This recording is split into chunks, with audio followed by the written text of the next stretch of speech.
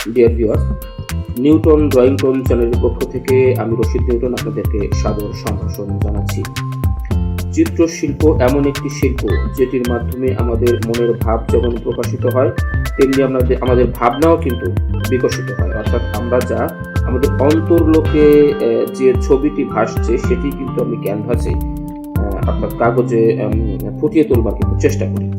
তো চলুন দেখা যাক আজকে আমাদের আয়োজনে কোন ছবিটি আমরা আঁকতে চলেছি।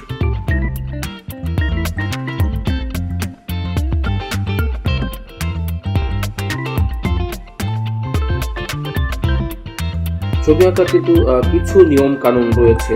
অর্থাৎ যারা জাত শিল্পী তারা কিন্তু আসলে তাদের ভেতরের প্রতিবিম্বটাকে কাগজে ফুটিয়ে তোলার চেষ্টা করে, তাতেই একটি সুন্দর ছবি হয়ে যায়। তবে কিছু নিয়ম কানুন কিন্তু রয়েছে, আর্টেরও কিন্তু কিছু গ্রামার রয়েছে। আমরা যেমন ছোটবেলায় অ আ ক খ শিখে কিন্তু আমরা পড়তে শিখেছি, লিখতে শিখেছি, আর্টেরও তেমন কিছু নিয়ম কানুন রয়েছে। আমরা আমাদের ড্রয়িংগুলোর মধ্যে দিয়ে সেই গ্রামারগুলো আপনাদেরকে দেখিয়ে দেবার চেষ্টা করব, শিখিয়ে দেবার চেষ্টা করব, একসঙ্গে শিখবার চেষ্টা করব।